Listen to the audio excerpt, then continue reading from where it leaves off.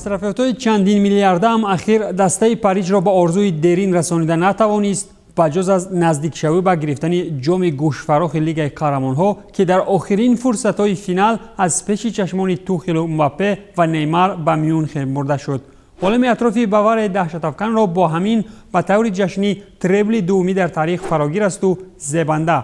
ولی موضوع برنامه امروز چون همیشگی ترانسفرهایند. با کل شما سلام دوستان عزیز. سرآغاز برنامه امروز ما البته که از تغییراتی در فوتبال آلمانی عملی شده شروع میکنیم.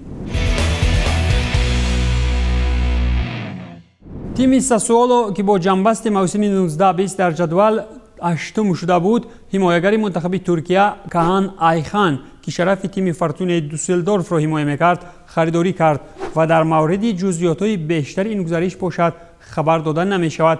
در موسم قبلی باشد این ترکی 25 ساله در صف فورتون 31 بازی در بوندسلیگا دایر نموده است. لیگ فوتبال ازبکستان باشد نسبت گزارش جسور جلالالدینوف از بنیادکار تاشکند به لوکوموتیو مسکو تفتیشات گذرانیده است. چطور سامانه استادیون اوز خبر می‌دهد لیگ ازبکستانی فوتبال با اساسیاسیون فوتبال محلی اظهار نموده است تا حالت‌های گزارش نیم حمایتگر بنیادکار را زیر تفتیشات قرار دهد.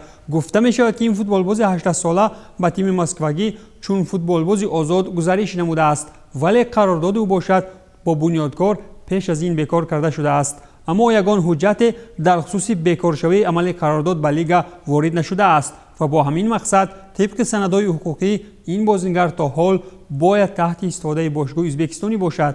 اگنتی اداره‌کنی مالکیت‌های دولتی کشور ازبکستان 2 مرتبه از بنیادکار معلومات در خصوص شرطنامه جسور جلالالدینوف را خواستار شده است اما هر دوی موردها جواب رد گرفته است. لوکوموتیو باشد قریب 1 میلیون برای گزارش این فوتبالباز ازبکستانی مصرف نموده است. جسور خود 18 ساله بوده. طبق فرضیه گاردین 1 سال پیش وارد روی خط 60 گانه بهترین فوتبالبازانی در سال 2002 تولد شده شامل گردیده بود.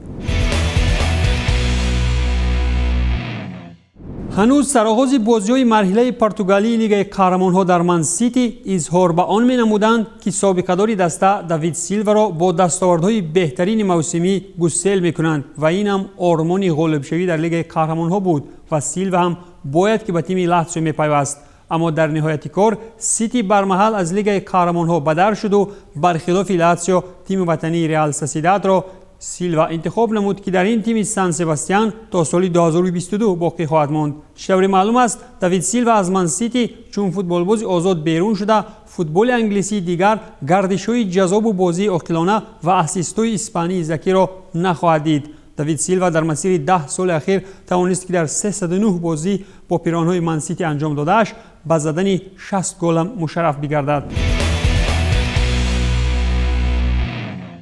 نفر دیگری که با من سیتی 8 جایزه در 4 سال به دست آورد این کلاودیو براو می باشد که به مثل دیوید سیلوا از دسته رفت. باید قید نمود که این چیلگی 37 ساله هنوز سال 2016 از بارسلونا به سیتی آمد و در مسیر 4 سال در تیم منچستر سیتی تنها 61 بازی گذرانیده است که در 20 دیدار به دروازه‌اش عموما گل سر نداده است. در موسم 2018-19 براو با سبب جراحت 10 ماه بیرون از میدان بود.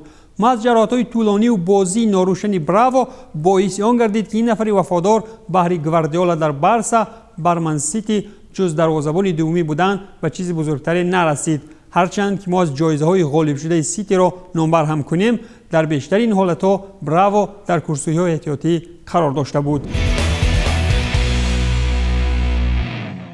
همزمان سابقه‌دار دیگر فوتبال انگلیسی یا خود سابق بازیگر باشگاه چلسی جان اوبی میکل که در مسیر کارنامه ورزشی خویش تیم‌های نچندان زیادی را سفر کرده است اخیراً بازگشت سه‌می به فوتبال انگلیسی نمود و این نوبت در چمپیونشیپ در صف استوک سیتی برآمد می‌کند.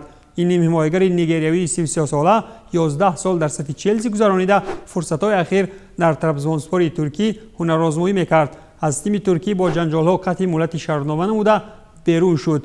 تا رفتن به ترکیه باشد اوبی میکل در میدلسبرو انگلیسی و تزیانسین تهدای چین هم هنرنمایی کرده است.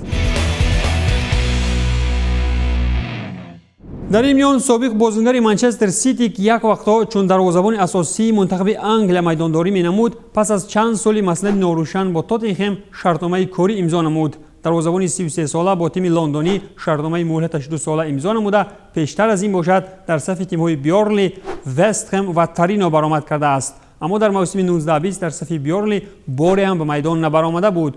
با وجود چنین آمار باز او را دسته مورینیو خریده است.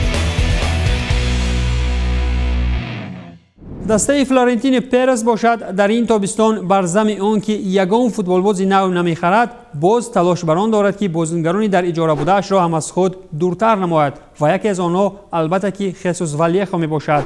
در این میان باید علاوه نمود که مهلت اجاره والیخو در گرانادا و یک سال دیگر دراز کرده شد. این اسپانی 23 ساله ماه ینور سال جاری به گرانادا پیوسته، پیش از این باشد نیم سال دیگر به طور اجاره در وولورهمپتون گذرانیده بود.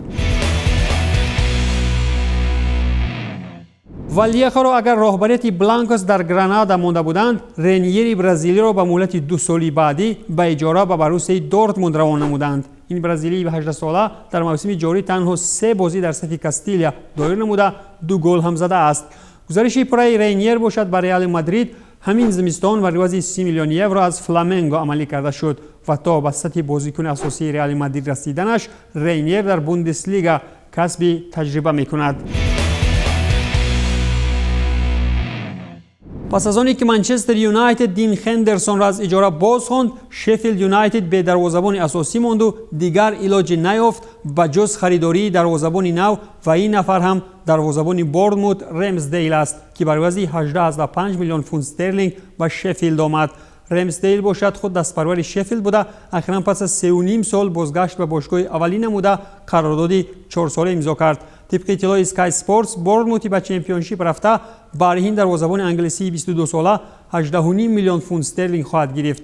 در موسم قبلی رمزدیل که همچنین در هیئت جوانان انگلیا برآمد میکند، در 37 بازی پرمیر لیگ انگلیا 48 گل به دروازه‌اش سر داده است. تیم دومی شهر تورین پس از آنی که سابق سرمربی میلان را حق استادی نصیب دانست، باز حمایتگر شویتزاری دسته میلانی را برایشان سابق ساخت. اینجا البته که از گزارش ریکاردو رودریگز با ترینو حرف میزنیم که برای عوض 3 میلیون یورو انجام شد. فوتبالباز 27 ساله شویتزاری با برزگاوان قرارداد مهلتش تا تابستان سال 2024 امضا نموده. طبق معلومات ژورنالیست اسکای اسپورتس ایتالیا جانلوکا دیمارسیو برای عوض 3 میلیون در نقطه قرارداد همچنین علاوه پولی هم در نظر داشته شده است. اصلا رودریگز نیمه دوم موسم قبلی را به طور اجاره در PSV هلند گذرانیده 6 بازی به یگان عمل نتیجه بخش دایر نموده بود. کلان باشد ریکاردو در صف میلان 93 بازی انجام داده و در آمار خویش 4 گل و 5 پاس گل‌آور دارد. این شویتزاری را میلان هنوز سال 2017 از وولفسبورگ برای عوض 15 میلیون یورو خریداری کرده بود. از این بعد در فوتبال انگلیسی ما صلاح دیگر می‌بینیم. پس از آنی که در صفحه رسمی آرسنال لندن با خریداری بازیگر نوش نوشتجات صلاح خوش آمدید به آرسنال پیدا شده بود. به طور دیگر بگیریم باشگاه لندنی آرسنال با دستپرور 17 ساله فینورد نیدرلندی صلاح الدین شرطنامه کاری امضا نمود. نفری یک زمان به قول مردم ما نازیان برای سیلویو برلوسکونی در میلان که با میلان زمانی کاکا یک رخشید و سپس به طور ناگهانی لغزید اعلان ترک سان پائولو نموده است. اینجا البته که گپ سر الیشاندرو پاتو می رود، نفری را که از میراث طلایی برای آینده فوتبال برزیلی می گفتند، اما افسوس چون این سخنها فقط در رسانه‌ها و دهان مردم ماند و خلاص. امروز مرحله نوبتی مهم در مسند ورزشی هم انجام می‌یابد. می‌خواستم که سان پائولو را برای دستگیری، وفاداری و کسبیت در 17 ماه کار یکجایگی تشکر بگویم. همچنین به مخلصان و بازیگران دسته اظهار سپاس می‌کنم. برایم پوشیدن پیراهن سان پائولو باری دیگر باعث شرفمندی بود. نوشته است این برزیلی 30 ساله که پیشتر در صف سان پائولو سال‌های 2014 و 2015 هنرآزمایی کرده است. پاتو همچنین در صف تیم‌های چلسی، ویلیاریال، کارینتیانز اینترنشنال و ترانزین چینایی برآمد کرده است. اوله گونر سولشر هم دید که پس از رفتن مورینیو در 3 سال یگان جایزه برای قسمت سرخ منچستری نآورد، دیگر به همشهریگری گذشت. ولی مشکل است گفتن که نفری رخشان دیگری از نروژ برای منچستر پدید می آید.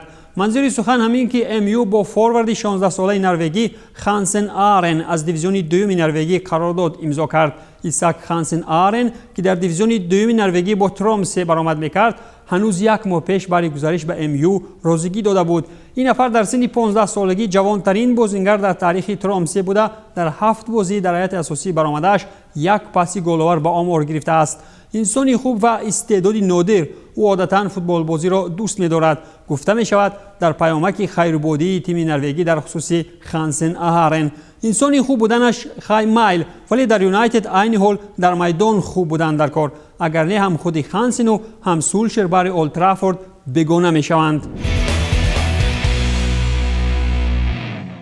چند پیش اگر ما از عوض‌کنی دسته از جانب سروان والنسیا را دیدیم، این نوبت باشد سروان تیم رستوف ایولین پاپوف یک بار در میان روز روشن به سوچی رفت و اینجا هم جز نافهمی و کشمکش‌های عمومی دیگر چیز سبب شده نمیتواند. رستوف باشد برای وضع پاپوف رفتگی پولوز را بازپس به رستوف آورد. پیشتر باشد معلوم گردیده که رستوف با فوروارد 29 ساله شرطنامه 3 ساله امضا نموده رقم 99 میگیرد. همچنین معین گردید که در سوچی با فوتبالباز بلغاری 33 ساله قرارداد با نقشه 2+1 میبندند. پولوز باشد در نوبت خود در رستوف از سالهای 2012 تا سال 2017 بازی کرده بود. در فرجام برنامه امروز علاوه کردیم که سابق بازیگر CSKA پونتوس ورمبلوم از پاوک یونانی به گیوتهبورگ شوئدی رفت و سرخ رگیلون باشد با انجام مهلت اجاره از سویلیا با جام لیگ اروپا به ریال برگشت نمود. در حالی که رسانه‌ها از گزارش احتمالی فیودور اسمولوف و اوسک اسپانی می‌نویسند و کریم بنزما هم تا حال برای یوونتوس واریانت احتمالی خریداری محسوب می‌شود. با همین تمام خیر، تنصت و پیروز باشید.